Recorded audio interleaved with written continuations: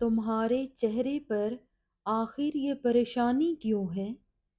تمہارے دل میں اتنے سوال کیوں ہیں؟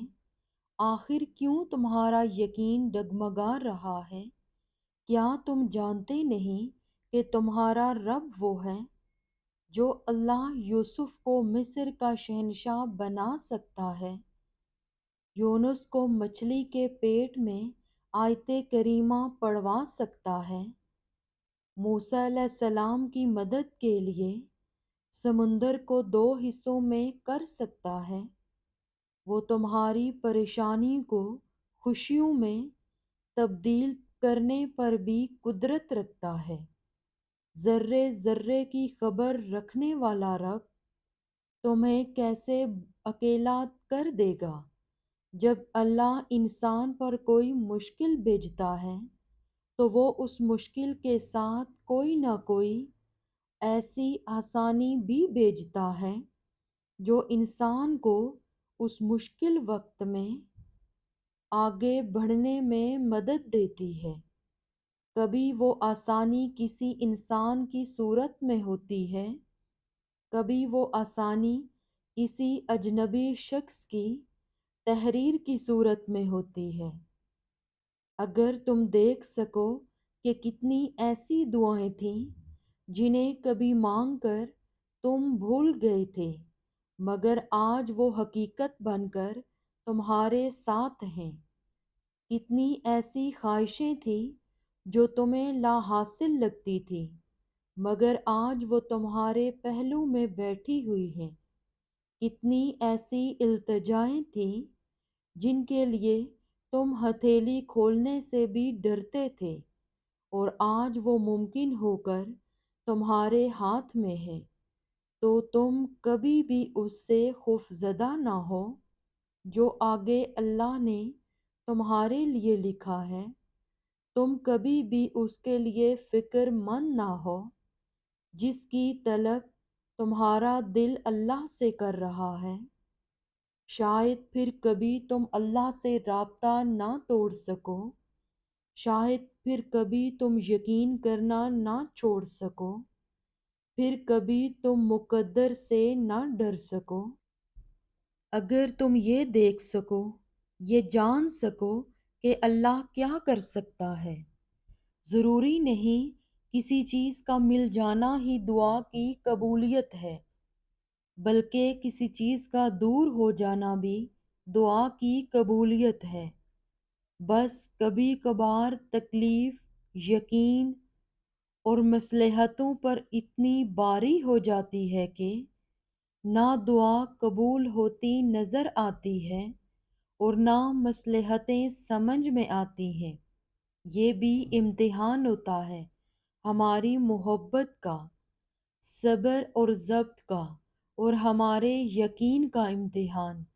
دعا چاہے دن کے اجالے میں مانگی جائے یا رات کی سسکتی ہوئی خاموشی میں رو کر مانگی جائے، یا مسکرا کر بارش کے دوران مانگی جائے، یا تپتی دھوپ میں سلگتے ہاتھوں سے، دعا ہمیشہ قبول ہوتی ہے، بس قبولیت کے انداز مختلف ہوتے ہیں۔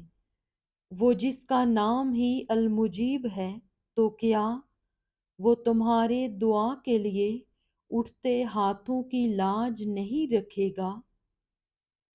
اور جب جب آپ دعا مانگتے ہیں نا، اللہ تب کہیں کسی کے دل کو نرم کر رہا ہوتا ہے، کہیں کسی کے ذہن میں کوئی خیال ڈال رہا ہوتا ہے، کسی رکاوٹ کو ہٹا رہا ہوتا ہے، کہیں مشکل کو حل کر رہا ہوتا ہے، آپ کے دل کو مطمئن کر رہا ہوتا ہے۔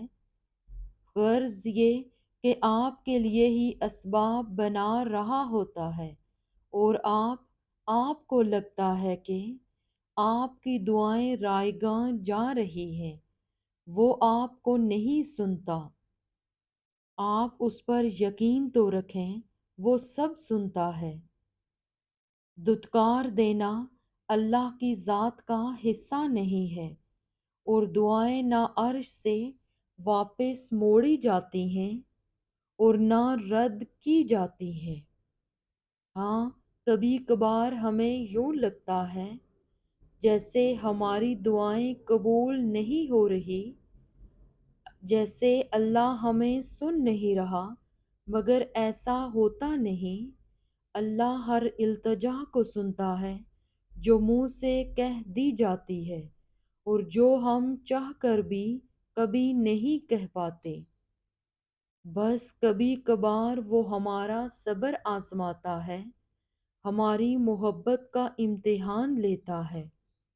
کیا میرا بندہ مجھ پر اتنا یقین رکھتا ہے کہ میری رضا کے لیے انتظار کر سکے، مجھے راضی کرنے کے لیے صبر کر سکے؟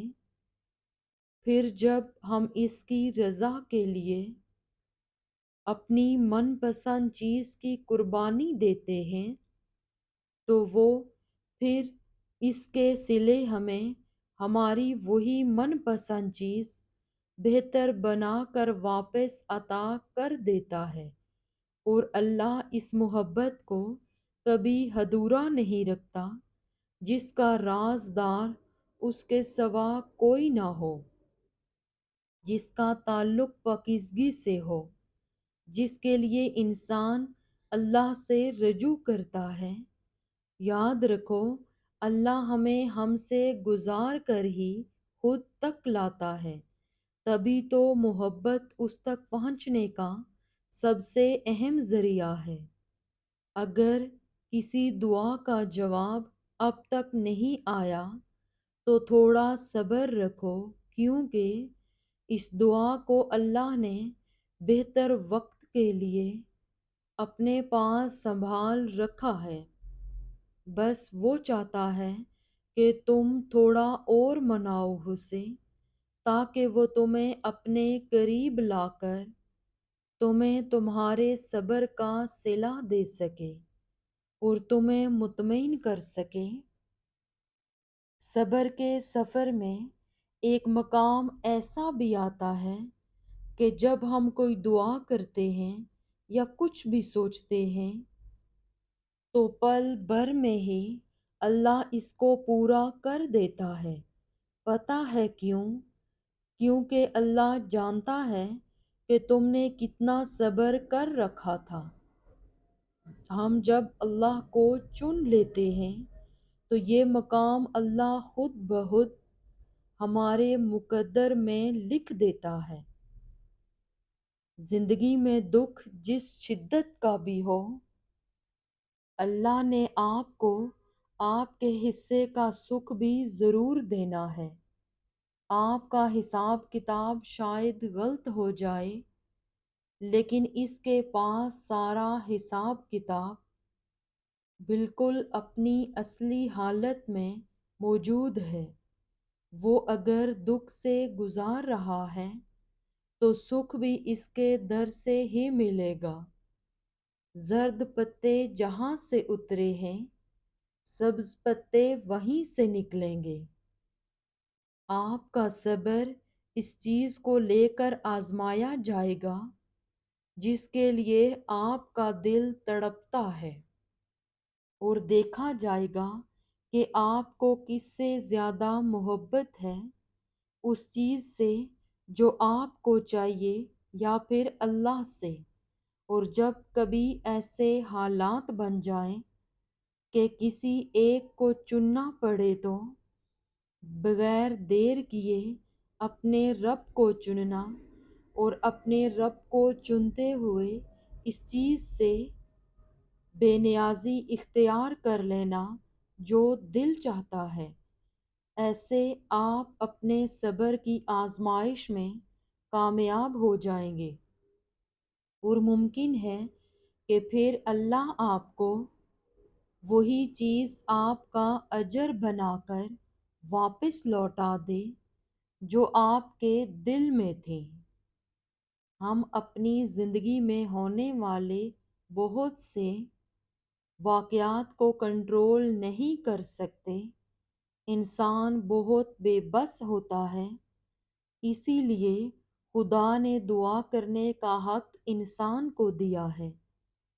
گناہ کرتے وقت سب کچھ انسان کے ہاتھ میں ہوتا ہے، مگر خدا نے انسان کو گناہ کے بعد بھی